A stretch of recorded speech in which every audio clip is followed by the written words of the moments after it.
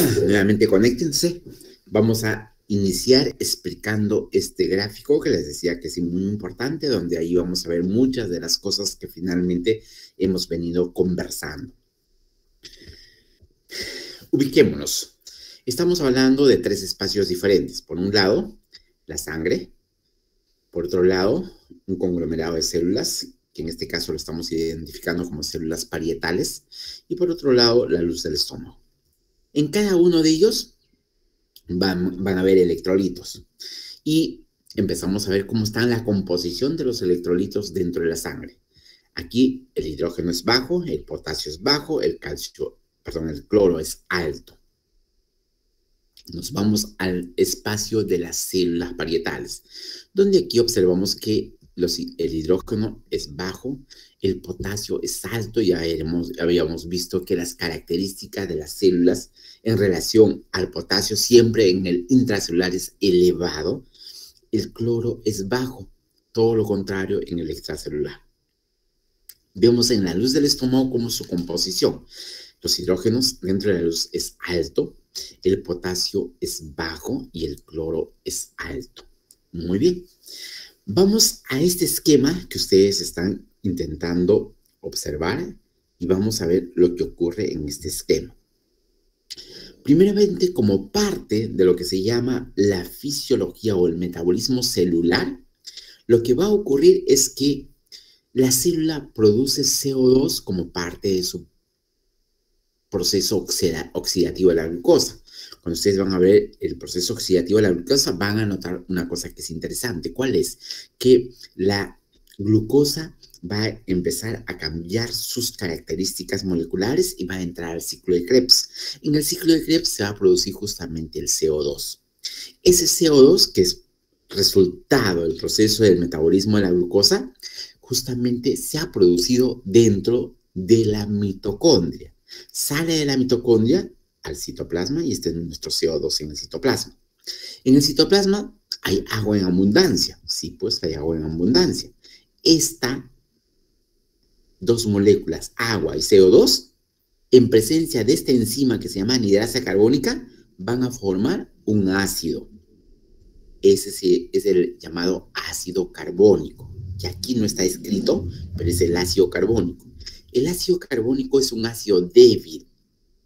Y cuando nosotros hablamos de ácido débil y ácido fuerte, no tiene nada que ver con la fortaleza energética, sino su grado de disociación. Quiere decir que este ácido débil que se ha formado, que es el ácido carbónico, se disocia en sus componentes. ¿Cuáles son? El bicarbonato más los hidrogeniones. Hasta llegar al equilibrio, se disocian espontáneamente en base a sus componentes. Ya tengo acá el bicarbonato, tengo el hidrogenión. Y esto justamente vamos a explicar la bomba de hidrogeniones. Este bicarbonato sale a la sangre y de la sangre se incorpora el cloro hacia adentro. ¿Por qué, doctores? Porque fíjense, acá está saliendo 2 bicarbonatos, carga negativa. Están entrando 2 cloros, carga negativa. ¿Por qué? Porque siempre se tiene que mantener el equilibrio iónico, el equilibrio de cargas. ¿Y esto está saliendo a través de qué? De algo que hemos aprendido hace poquísimo, de un transportador, pero que tiene la característica de ser antiport, ¿no? Una de las moléculas va en sentido opuesto a la otra. Y este es un antiport. Muy bien. El cloro que ha ingresado va a salir a través de su canal hacia la luz del estómago. Esto es un transporte uniport, solamente para el cloro, nada más. ¿Ya? Y el cloro sale y está en la luz intestinal. Correcto. Ahora vemos el otro escenario. El potasio, como abunda dentro, el potasio sale con facilidad hacia la luz del estómago, porque el potasio abunda dentro, es alto. Y a través de su transportador iónico sale también. Y este es un transportador también, ¿de qué tipo? Uniport. Solamente lleva en una sola dirección. Y aquí viene lo interesante, doctores. Lo interesante viene aquí.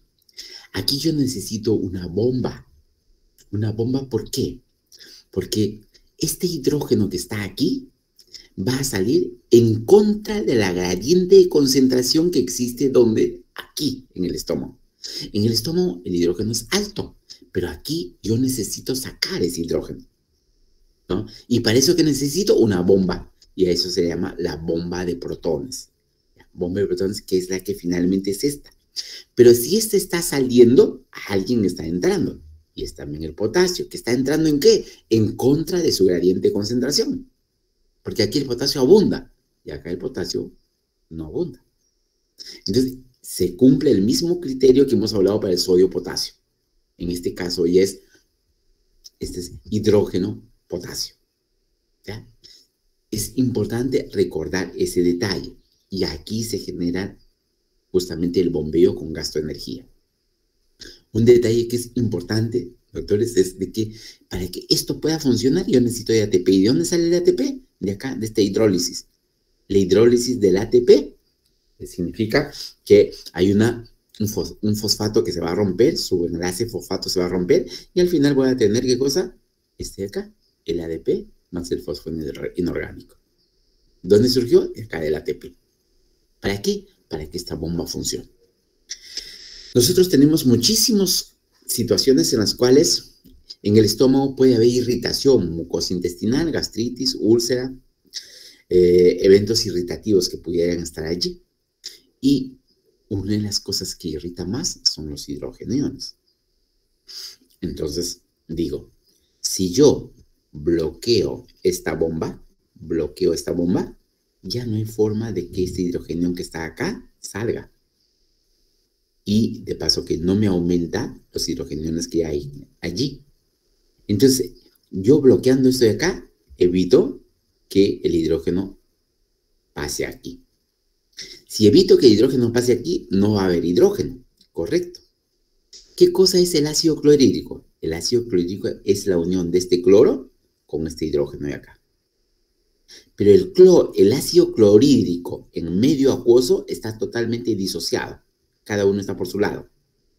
Y ese es el ácido clorhídrico.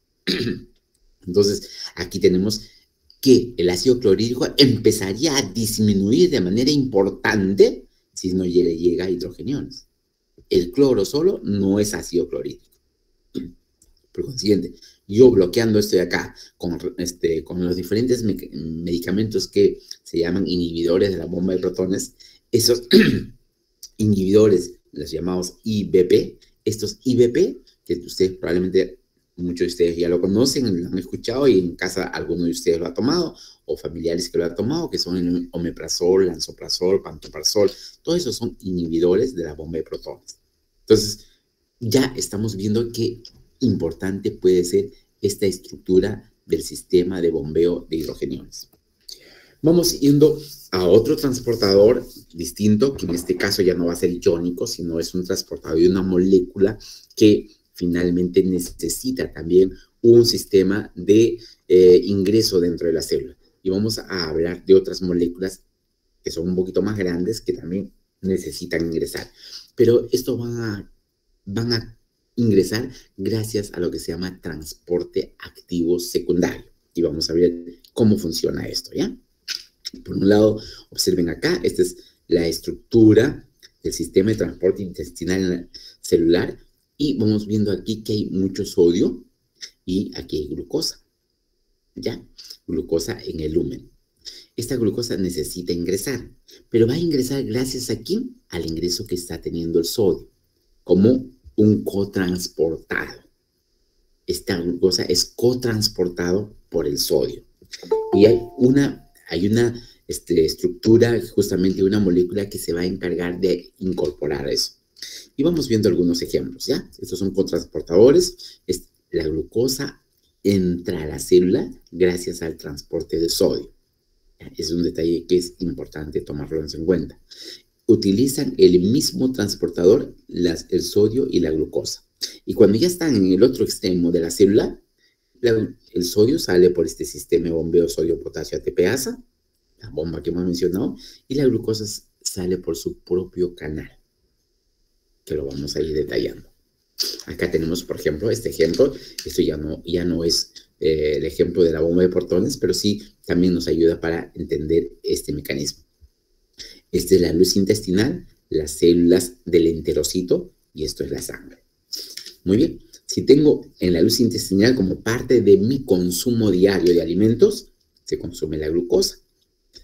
Y si yo he consumido un trozo de pan, pues todas las enzimas que tengo en la boca, la alfa-amilasa salival, la alfa-amilasa pancreática, de ahí de repente voy a tener las maltasas, que finalmente van a romper los enlaces de glucosa a glucosa, y al final voy a tener la glucosa.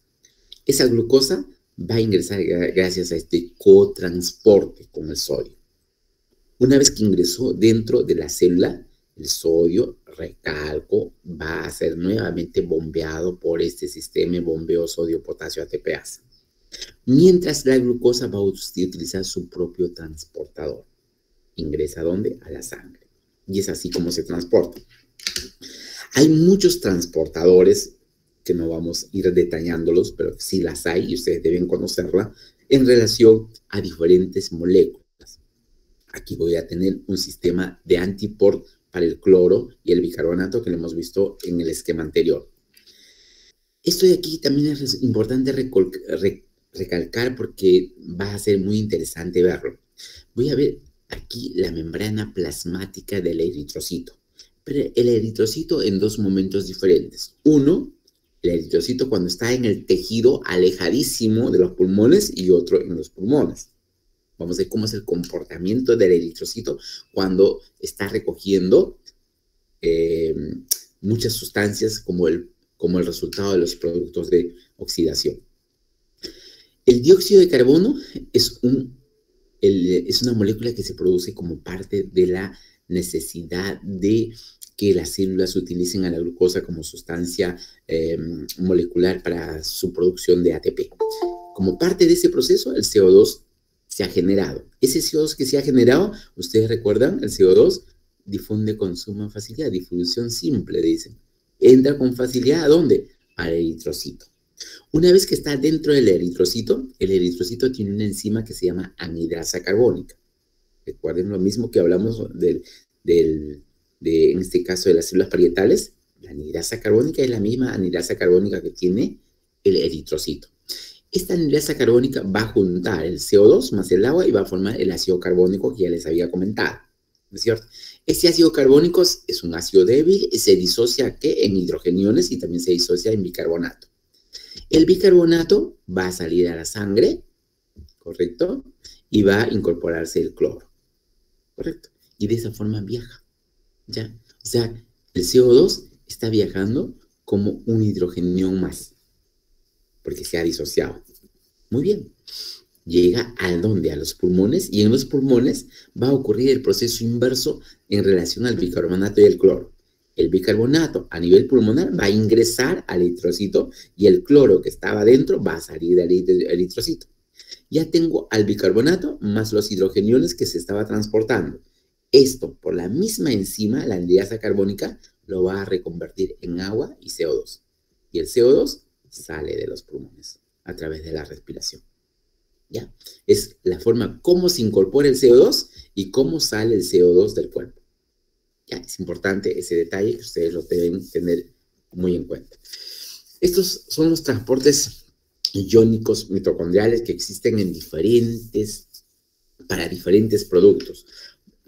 Para hidrogeniones asociados a fosfatos en un tipo de transporte sin port, para otro tipo de sustancias como melabonato y fosfato, aspartato, glutamato, que también son sustancias que están muy relacionadas a las membranas mitocondriales. Las membranas mitocondriales, ustedes van a recordar que hay dos tipos de membrana, la externa y la interna, y una de ellas es muy difusible, la otra es mucho más selectiva, pero cada uno de ellos va a tener sus respectivos transportadores para el intercambio de determinadas sustancias. Y esto pasa incluso con los aminoácidos. Los aminoácidos también necesitan de transportadores para ingresar de un espacio a otro espacio. Tratando de resumir las cosas que estamos mencionando, hemos mencionado el transporte pasivo, transporte activo. Hemos mencionado el transporte pasivo simple, facilitada, y en el activo siempre con un sistema de bombeos, ¿ya? También en algunos casos asociado a cotransporte. Estas son las características de cada uno de ellos. Estamos haciendo hincapié solamente con este esquema de las diferentes cosas que hemos mencionado. Gastos de energía en transportes activos, y en nosotros no hay gastos de energía, pero sí cada uno de ellos va siendo muy particular al tipo de molécula con la cual se va a acoplar para transportar. Entonces, en algún momento les dijimos que las moléculas grandes no se transportaban bajo la forma que acabábamos de mencionar, sino que se transportaban recubiertos. Y habíamos mencionado que una forma de transporte era la forma de endocitosis, pero esta endocitosis habíamos dicho que uno de sus representantes era la fagocitosis cuando hablábamos de células del sistema inmunológico, pero cuando la fagocitosis se da cuando finalmente ocurre el evento de sustratos grandes. La pinocitosis también, pues una forma de incorporar líquido en mayor cuantía, ¿no? Hay esta endocitosis está asociado a un receptor que va a facilitar su incorporación. La exocitosis es el caso contrario a la endocitosis, y la transitosis es un evento donde el producto que ha sido incorporado transita a través del citoplasma y por el otro extremo sale generando otro evento de exocitosis, que lo vamos a ir viendo acá. Por ejemplo, estos mecanismos de endocitosis están asociados a un receptor. Esto es la sustancia que nosotros queremos incorporar, pero esta sustancia que queremos incorporar necesita de determinados moléculas que lo identifiquen como tal, y son los receptores. Una vez que hacen conexión, inmediatamente debajo de esta zona hay una proteína que se llama clatrina. Esta clatrina va a hacer lo que va a generar una especie de invaginación, va a generar invaginación y lo va cerrando a toda esta molécula que ha hecho conexión con los receptores. Y efectivamente lo cierra y tiene una membrana de cubierta, y eso lo ingresa. Y la membrana celular se mantiene porque se fusionaron estos dos de acá. Se cierra esto de acá y aquí se está cerrando también, se fusionan estas membranas, esto ingresa y está adentro, y aquí no hay espacio libre, se cerraron también cerrando las membranas. Esto ocurre con una molécula que es importante que se llama la LDL. La LDL una de las moléculas asociadas a los llamados lipoproteínas. Las lipoproteínas que ustedes van a estudiar son 4. Hay una adicional que le llaman intermedia, pero fundamentalmente las 4 son los kilomicrones, las lipoproteínas de muy baja densidad, las que le llaman VLDL, estas de acá que le llaman LDL, que se llaman lipoproteínas de baja densidad, y las otras que son la HDL, que le llaman también proteínas, colesterol bueno, que se llama lipoproteínas de alta densidad. Todo eso de ahí lo vamos a ir estudiando en su momento, y solamente me anticipo de que estas lipoproteínas también tienen receptores. ¿Receptores dónde? En los hepatocitos. ¿Para qué? Para incorporarlos de la circulación e ingresarlos al hepatocito. Pero para eso interactúan ¿con quién? Con estos receptores de LDL. Y debajo de esto está justamente la clatrina, que es la proteína que finalmente lo va a invaginar para que se cierre y pase dentro de la estructura celular. Decíamos que la transitosis es un mecanismo de endocitosis, se encierra, lo encapsula, ya generó su membrana, y lo que va a hacer es transitar a través de todo el citoplasma y va a llegar al otro extremo donde se fusiona con la membrana y se expulsa en el otro lado. No ocurrió ningún cambio, simplemente fue un mecanismo de tránsito, por eso también es su nombre, transitosis. Estos ionóforos no lo vamos a considerar, pero finalmente en algún momento les decía que tienen que, está un poco asociado a estos mecanismos donde las bacterias tienen estas particularidades de estos canales para facilitar el ingreso de los antibióticos, que vamos a tener muchos en relación a diferentes antibióticos que en su momento ustedes lo van a ir conociendo, cómo se agrupan, cómo se relacionan este tipo de antibióticos que finalmente ingresan y hacen el efecto dentro de la célula bacteriana. Avanzamos en relación a estos. que lo van a ir tocando con mayor detenimiento en su clase de farmacología. Vamos a tratar de desarrollar lo que corresponde al transporte de glucosa a través de la membrana. Nosotros vamos a tener dos tipos importantes de transportadores de glucosa. Uno, los llamados transportadores de glucosa ligados al sodio, ¿ya? Eso es importante, llamado SGLT. Son las iniciales del inglés. SGLT, ¿ya? Estos transportadores de glucosa ligados al sodio son los que finalmente hemos estado viendo en el intestino, ¿no? Donde la glucosa entraba acompañado de sodio, si no, no entraba. Y hay otro grupo de transportadores de glucosa que le llaman el GLUT, ¿no? Solamente mencionan transportadores de glucosa y nada más. Y ahí vamos viendo algunas diferencias importantes, empezando por el primero. Estos son los dos tipos de transportadores de glucosa, SGLT y los GLUT. Vamos a ver que este SGLT vamos a tener tres tipos diferentes, el tipo 1, el tipo 2 y el tipo 3. El tipo 3 identificado en animales, en mamíferos inferiores, pero el tipo 1 y 2 sí se han identificado en nosotros. Vamos viendo algunas características, es más o menos la estructura que intenta reproducirse para esta molécula del SGTL1.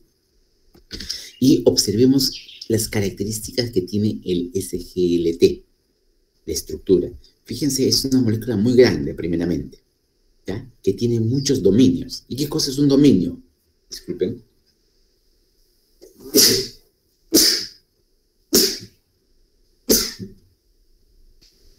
Gracias. Les decía, ¿qué características tiene esta molécula grande?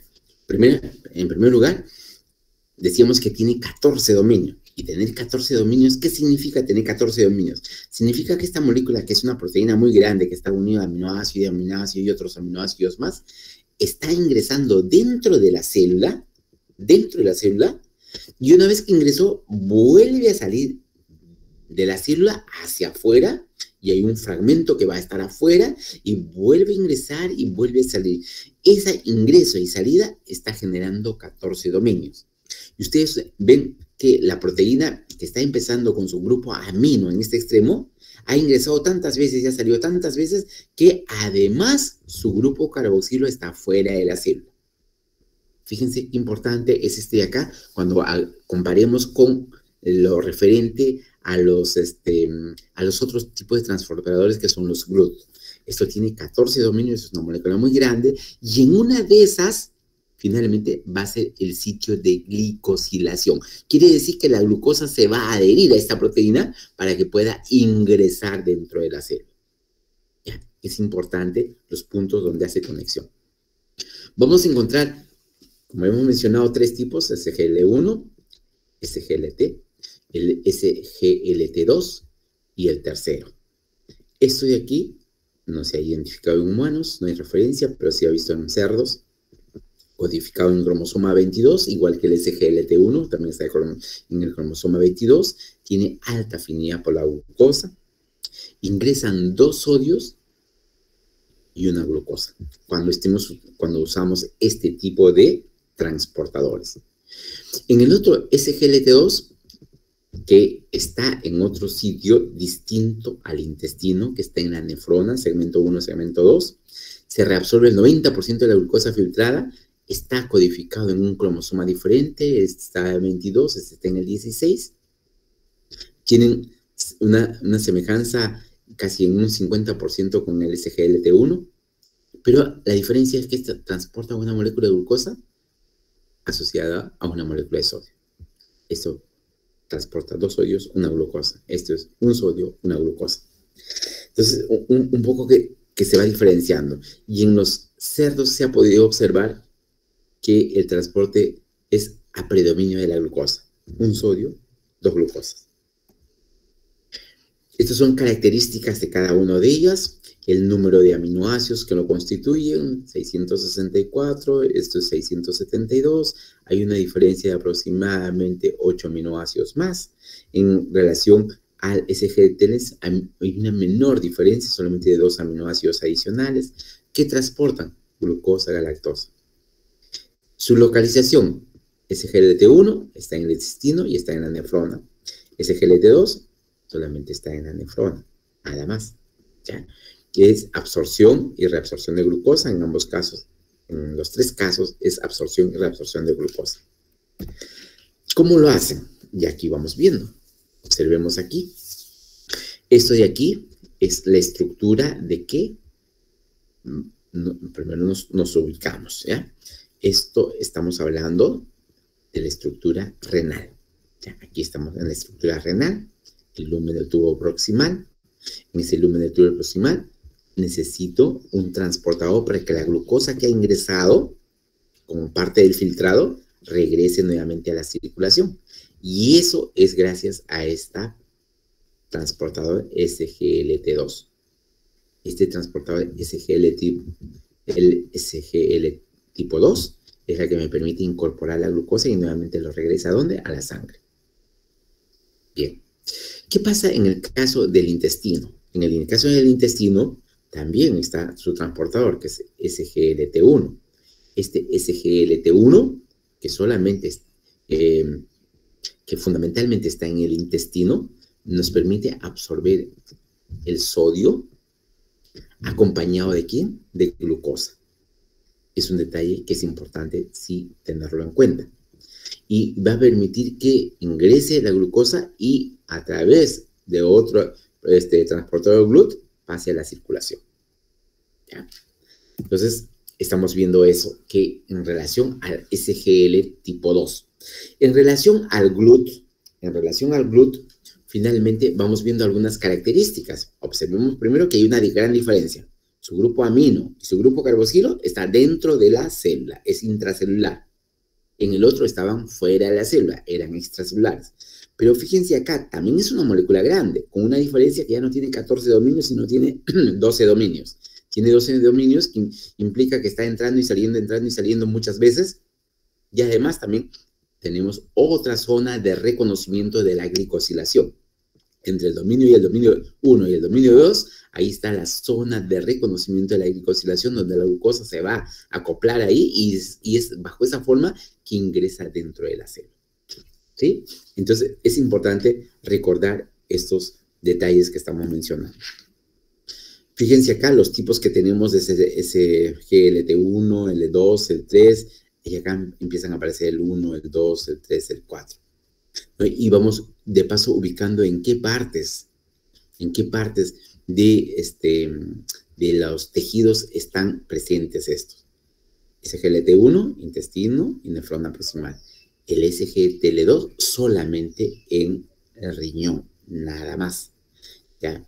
El GLUT1 encuentra en los eritrocitos, barrera hematoencefálica, retina, nefrona. El GLUT2, células células beta pancreáticas, ¿no? Esto es importante porque nos va a ayudar como un mecanismo de sensor para saber exactamente cuánto de glucosa existe a nivel de la circulación y las células pancreáticas saquen insulina para empezar a disminuir cuando empieza a subir la glucosa. También el GLUT4, este GLUT4 es importantísimo porque su ubicación está en el músculo esquelético, en el músculo cardíaco y en el tejido adiposo. Y esto de acá es dependiente de insulina. Ya ingresa la glucosa, pero estimulado por la insulina, si no, no ingresa. Y vamos viendo, estas son las características del GLUT1, de 664 aminoácidos, está también codificado en el cromosoma 22, recuerdan del SGTL1, también estaba en el cromosoma 22. Vamos viendo algunas características de cada uno de estos GLUTs, no lo vamos a describir todos, pero al menos la parte más importante es uno de ellos que puede ser el GLUT1, el GLUT2 que hemos mencionado que está justamente en las células beta del páncreas, que va a permitir el ingreso con facilidad de la glucosa para establecer cómo está la glicemia sanguínea. Si la glicemia está muy bajita, pues no va a sacar insulina, sino va a favorecer que aparezca otra hormona como el glucagón para mejorar los niveles de glucosa. Pero si la glucosa está alta, pues ahí sí va a sacar insulina. ¿Para qué? Para que empiece a distribuir la glucosa en todo el cuerpo y empiece a disminuir la glicemia sanguínea. Estos son detalles y aquí estamos observando que hay tejidos que poseen GLUT1 o GLUT2, dependiendo del tipo de tejido a la que nosotros estamos haciendo referencia. Cada tejido va a estar asociado a un tipo particular de transportador. Esto de aquí era un detalle que quería mencionarles y remarcarles incluso, que esta GLUT4 es dependiente de insulina. Está presente en el músculo, en las células adipocíticas, ¿ya? Esto es importante, ¿por qué? Porque si yo no tengo insulina, este GLUT4 no se va a expresar. Y voy a tener una gráfica donde les voy a ilustrar un poquito eso. Es necesariamente dependiente de insulina. El GLUT5 se encuentra en el intestino delgado, pero también interesante, se encuentra en los espermatozoides. Y aquí surge una cosa interesante. El único fuente de energía que tiene el espermatozoide para desplazarse desde el lugar donde ha sido depositado, que es la vagina, en una relación de pareja, pues necesita llegar a la trompa de Falopio. Es una larguísima distancia para el diminuto tamaño que significa el espermatozoide. Tiene que hacer un largo recorrido, un gran recorrido, pero para yo tener esa fuerza necesita suministro de energía. Y ese suministro de energía le otorga justamente la fructosa. La fructosa que está en el semen, esa es su fuente de energía. Pero gracias a que tiene el GLUT5, puede incorporar la fructosa dentro de su estructura celular y generar como fuente de energía a través de las mitocondrias que tiene cerca del flagelo para seguir produciendo energía y el flagelo se pueda seguir movilizándose y seguir ascendiendo. ¿Qué pasaría si es que el GLUT5 estuviera fallado en el espermatozoide? Toda la fructosa no podría ingresar. Y si no tiene fructosa que ingrese, ese espermatozoide no se movería. No tendría fuerza, no tendría energía para hacerlo. Una de las causas de infertilidad en el género masculino puede ser debido a esta alteración del GLUT5. El GLUT5 está afectado, la fructosa no ingresa en el espermatozoide, no hay energía para el movimiento flagelar, por consiguiente no hay ascenso, y toda la carga de espermatozoide que se ha depositado en la vagina, en una relación coital, pues no asciende, y si no asciende jamás llega a la trompa, y jamás va a haber embarazo, no va a haber fertilidad, y eso es una causa de infertilidad masculina. Que por cierto también hay otras, pero solamente haciendo mención al GLUT5 es importante ese detalle. Volvemos al GLUT4. El GLUT4, doctores, fíjense acá, estos son los GLUT que están, ¿dónde están? Están aquí en el citoplasma. Esta es la membrana celular, y estos están dentro ¿de dónde? De la membrana celular.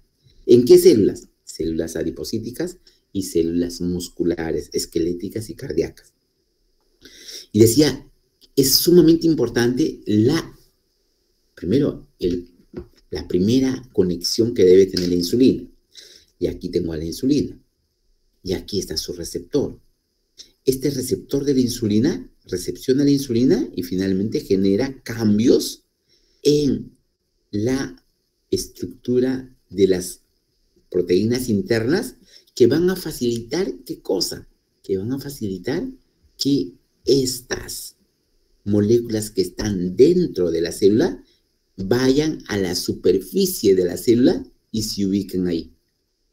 ¿Para qué? Para que la glucosa entre. Estos son los GLUT4. ¿Pero dónde estaban estos GLUT4 antes del estímulo de la insulina? Estaban acá adentro. Llega el estímulo de la insulina y recién van a la superficie. Una vez que llegaron a la superficie, por ahí ingresa la glucosa. Antes, si no hay insulina, estos no van a la superficie. Y acá se puede acumular gran cantidad de glucosa y ninguno se ingresa. Porque los GLUT4 hemos dicho que son dependientes de la insulina.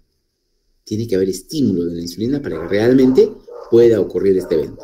¿Ya? Que es una cosa muy importante. Y estos eventos que finalmente estamos hablando del GLUT también ocurren con la glucosa, también ocurren con otro tipo de sustancias que son transportados a través, en este caso, de la glucosa a través de este GLUT2. Hemos dicho que los GLUT2 son moléculas que transportan, no importa la cantidad de glucosa que haya, bajita, alta, muy alta, igual pasan por este mecanismo de GLUT2. Y por eso se dice que son sensores. ¿Sensores por qué? Porque me van a permitir saber cómo está la glucosa afuera. Perdón. Digo, ¿cómo está la glucosa afuera? ¿Por qué? Porque si hay 40 de glucosa, los 40 van a entrar y simplemente la célula se da cuenta que hay poca glucosa afuera. Lo mismo, puede haber 400 afuera y los 400 van a entrar y aquí la célula beta pancreática se da cuenta que hay demasiada cantidad de glucosa afuera. Y una vez que la glucosa ingresa acá, va a facilitar, ¿qué cosa? Que ingrese el calcio y la insulina que está aquí va a permitir que salga. El calcio ayuda a que la insulina salga. ¿Y para qué sale? Para empezar a ingresar esa glucosa que está elevadísimo, ¿dónde? A la fibra muscular esquelética, a la fibra muscular cardíaca, al adipocito. De tal forma que empieza a bajar la cantidad de glucosa que está circulando. Eso es muy importante, pero hemos mencionado que la insulina, para que haga eso, necesita unirse a su receptor. Y se une al receptor y estos GLUT4 que están dentro de la célula van a ir hacia la membrana. ¿Para qué? Para que la glucosa que está elevada ingrese. Es la forma como actúa. ¿Ya? ¿Y dónde actúa eso? En el músculo, en las células musculares y en el adipocito. También esto puede darse a nivel de las neuronas y otros tipos de células neuronales, como el astrocito, ¿no? Donde aquí ya no es el GLUT4, sino es otro tipo de GLUT, ¿no? Donde voy a tener la posibilidad de que en los vasos sanguíneos que finalmente están transportando glucosa, estos pueden ingresar a través de estos GLUT1 o GLUT3 que finalmente están en la neurona o en el astrocito para cumplir funciones de metabolismo neuronal o astrocitario. En el intestino hemos mencionado que existen los SGLT1 que va a permitir la incorporación de glucosa desde la luz intestinal hacia el intracelular. Y una vez estando dentro de la célula, sale de la célula a través del GLUT2. Eso es lo que ocurre en el intestino. En el tubo contorneado proximal, aquí también yo tengo el SGLT2 que ingresa un sodio o una glucosa y una vez que están dentro, esto sale también a través del GLUT2. Exactamente igual que acá. ¿Ya? En este caso, cuando vemos este mecanismo de transporte ligado al SGLT1, donde hay dos sodios y una glucosa que están ingresando, el GLUT por la cual sale esa glucosa ya no es el GLUT2 como las anteriores, sino es el GLUT1. Bien. Y acá ustedes van a ver, doctores, gran cantidad de transportadores de glucosa. ¿Ya? GLUT5, 6, 7, 8, 9 y siguen apareciendo nuevos GLUT con números de aminoácidos un poquito distintos que tienen un propósito de seguir transportando la glucosa. Y ustedes observen acá y vamos a tener una larga lista de GLUT que también lo único que intentamos graficar con esto es que ustedes recuerden que en diferentes órganos hay diferentes transportadores de sustratos distintos. ¿Ya? Y de repente de los que hemos mencionado, pues vale la pena siempre recordar el GLUT2 que hemos mencionado, el GLUT4, el GLUT5, el GLUT1, que finalmente transportan glucosa, galactosa, y siempre cuando ya vemos un órgano en particular y decimos, caramba, sí, pues en el testículo hay un GLUT14, sí, transporta también glucosa para finalmente suministrar fuente de energía a ese órgano. Vamos a hablar un poquito sobre hormonas y receptores y segundos mensajeros.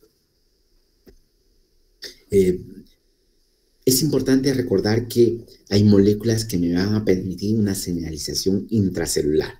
Esa señalización intracelular está asociada mayoritariamente a esta proteína llamada proteína G heterotrimérica porque tiene tres subunidades diferentes. Está asociada a una enzima que se llama GTPasa porque va a actuar justamente sobre el GTP liberando un fosfato y es así como le genere energía a este proceso. Y va a generar estos segundos mensajeros llamados AMP cíclico o GMP cíclico. También Recuerden que el calcio funciona como segundo mensajero también. Y también estos derivados de los llamados inositoles. Tenemos el fosfatidil, inositol trifosfato, el diacilglicerol y el inositol trifosfato. Entonces, todos estos de acá actúan como segundos mensajeros. Vamos a ver un grupo de proteínas, quinasas y fosfatasas, que se encargan también de finalizar la actividad de algunas moléculas que se han formado. Entonces, el concepto de hormona. ¿Qué es el concepto de hormona, doctores? Es una sustancia que es producida por una célula, pero que su efecto funciona a distancia, pero necesita recorrer esa distancia a través de los vasos sanguíneos. Vamos viendo algunos ejemplos que nos van a ayudar a identificar. Vamos a tener 3 formas de mecanismos de acción dentro de otras células, por un mecanismo autocrino, paracrino o endocrino. Vamos viendo algunos de los detalles de manera ilustrativa. Observen acá una señal autocrina. Observen. Hay sustancias que la célula ha producido y finalmente los está expulsando fuera de su célula. Una vez que es expulsado fuera de su célula, estas mismas sustancias van a tener receptores en la misma membrana celular donde interactúan y le generan una señalización para que la célula cambie en su función, que es una forma de autorregulación. ¿Ya? Otra de las células que finalmente, otra señalización de este mecanismo autocrino puede ser un mecanismo paracrino, que son uniones intercelulares, células vecinas. Se generan determinadas sustancias para complementar una información y regular una función de la célula vecina. Y vamos a tener una receptor, activación de la proteína G, activación de la adenosiclasa, sí, en esta secuencia. O sea, lo primero que es, hay una unión de la hormona con su receptor. Esto va a activar a la proteína G, sí.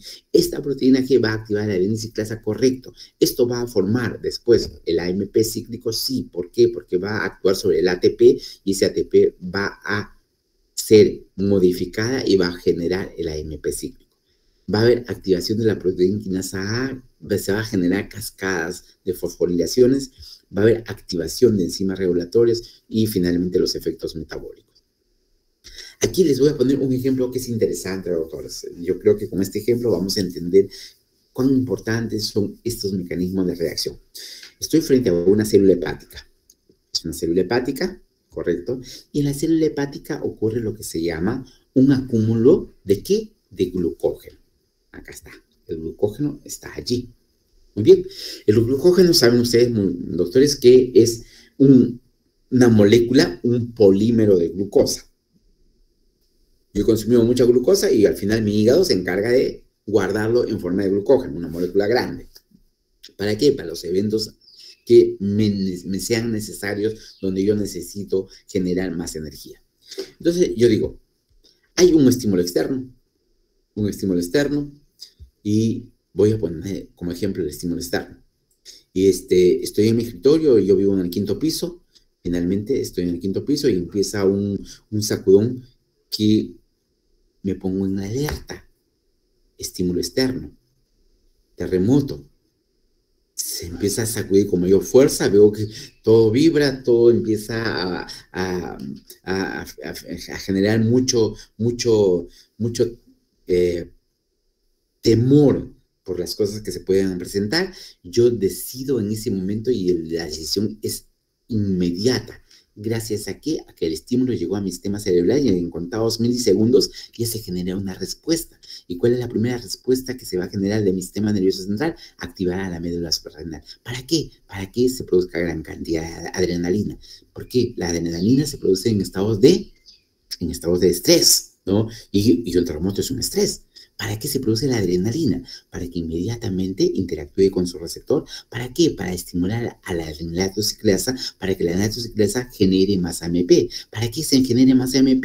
Para estimular esta enzima. Es una proteína quinasa que estaba inactiva, que se activa. ¿Para qué? Para producir activación de esta fosfolipasa inactiva en activa, con presencia de calcio. ¿Para qué ocurre todo esto? Para finalmente llegar a este propósito. ¿Cuál? Que se produzca la fosfolipasa alfa. ¿Para qué?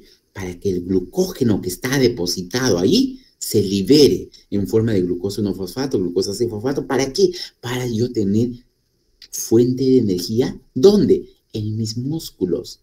La glucosa va a salir del hepatocito. ¿Para qué? Para migrar a las zonas donde yo requiero mayor demanda. ¿Cuál es mi mayor demanda? Salir de mi quinto piso, bajar por todas las escaleras a la velocidad que pueda bajar, con los cuidados del caso, pero yo necesito energía para eso. Y de energía necesito, ¿por qué? Porque voy a activar toda una serie de reacciones. Pero la primera reacción fue un estímulo externo. Sistema nervioso, media suprarrenal, adrenalina. La adrenalina actúa a nivel de la célula hepática. ¿Con qué propósito? De que el glucógeno depositado se libere en forma de glucosa y sirva como fuente de energía a aquellas estructuras corporales donde lo requieran. Así funciona el cuerpo. Ya tengo el glucagón, pues es un mecanismo inverso de lo que estamos mencionando, pues está disminuido nuestro sistema de glucosa sanguínea, entonces el glucagón va a activar y va a ser un mecanismo muy parecido. ¿Para qué? Para liberar glucógeno, glucosa almacenada.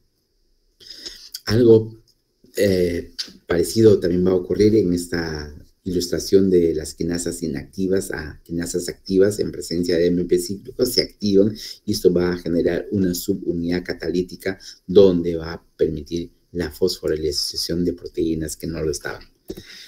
En la gluconeogénesis también ocurre algo parecido. ¿Qué cosa es la gluconeogénesis, doctores? Es la situación donde el organismo fabrica glucosa partiendo de sustancias que no tienen nada que ver con la glucosa, pero como ejemplo el lactato, ¿no? Entonces allí va a haber un gluconeogénesis, pero también va a ocurrir cuando la glucosa generada proviene ¿de quién? De los aminoácidos. Una de ellas es la alanina. La alanina es un aminoácido gluconeogénico y partiendo de allí voy a producir glucosa. Esto es un ejemplo de aquella cosa que nosotros antes graficábamos y decíamos los sitios activos en relación a los receptores para que finalmente se produzcan una serie de reacciones interiores y puedan generar una respuesta efectora. En este caso, la síntesis de insulina y sus efectos asociados. Aquí hay un mecanismo hormonal, pero ya en relación a la presencia de calcio. La entrada del calcio inicia fenómenos eléctricos que son importantes. Concentración extracelular siempre es mayor que la intracelular, lo hemos mencionado. El calcio sale de la célula gracias a una bomba que le hemos mencionado que hace un intercambio de calcio con sodio. Pero también requieren proteínas para fijar el calcio, y una de esas proteínas es la calmodulina. También hay otra proteína que se llama la calsecuestrina. Estas moléculas, calmodulina, calsecuestrina, fijan el calcio para que no salga a circulación.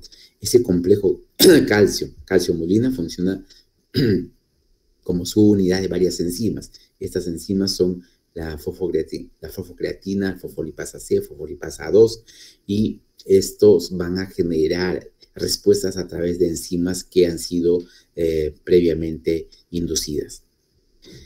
Tenemos otro tipo de segundos mensajeros asociados a ¿quién? Al fosfatidil-inositol. Este fosfatidil-inositol también es importante porque va a permitir que se inicie su cascada de eventos gracias a la fosfolipasa C, acoplamiento de la fosfolipasa C, y es así como va a generar que esta fosfolipasa cataliza hidrólisis de fosfoinositol tipo 2 y forma diacilglicerol y también el inositol trifosfato. ¿Ya? También estos son segundos mensajeros que son importantes tenerlos presentes. Esto es un esquema donde nos habla de justamente de esto, desde la fosfolipasa C para inducir moléculas relacionadas a segundos mensajeros asociados al diacilglicerol, que son también expresión de que hay una hormona que ha generado un estímulo y ese estímulo se ha generado en un fragmento de la proteína G que ha generado estímulo de la fosfolipasa C. Y aquí justamente estamos intentando reproducir lo que estaría asociado al receptor de insulina, una proteína que integra en la membrana que tiene actividad del tipo de las quinasas. Observemos aquí, hormona, receptor, fosfatidilinositol, fosfolipasa C, el diacilglicerol, que son moléculas que tienen una naturaleza lipídica, que están acoplados a la proteína G, donde ha habido una estimulación previa de un fragmento de la proteína G, que es la fracción Q, que ha generado este mecanismo de estimulación, donde se ha generado estos segundos mensajeros que son el inositol trifosfato, segundo mensajero. Y van a generar la posibilidad de que en el retículo endoplásmico liso se puedan liberar la cantidad suficiente de calcio para que finalmente tenga la posibilidad de que el calcio, cambiando la permeabilidad, se pueda generar estos proteínas que pueden ser incluso determinados grupos de moléculas que pueden ser funcionales para un mecanismo de transporte de moléculas. No nos olvidemos que estos elementos moleculares también pueden estar acoplados a carbohidratos. Esos elementos que se acoplan a carbohidratos nos ayudan muchísimo también al reconocimiento de determinadas zonas proteicas, porque también están siendo muy acoplados en estos grupos glicoproteicos, ¿ya? Son moléculas de oligosacáridos que se acompañan a determinadas proteínas generando estructuras glicoproteicas y tienen funciones muy variadas y muy importantes. En relación a los esteroides, hay una clase especial que vamos a hacer en relación a los esteroides que fácilmente atraviesan la membrana celular. Estos incluyen a la vitamina D, D3. Su naturaleza lipídica hace que ingresen con facilidad. Sus receptores no están en la membrana celular, están en el citoplasma o pueden estar dentro del núcleo, como estos ejemplos ilustrativos que vamos a ver. Estos tienen naturaleza lipídica y por eso que ingresan con suma facilidad en la membrana celular. Una vez que atraviesan la membrana celular, encuentran su receptor y van a formar el complejo hormonal receptor, y esto va hacia la zona del núcleo para finalmente cumplir el rol de activación de un determinado gen o supresión de un determinado gen, dependiendo de la naturaleza del receptor que tengan, pero esto es más o menos la secuencia que está ocurriendo. Muy bien, doctores, gracias por su paciencia y vamos a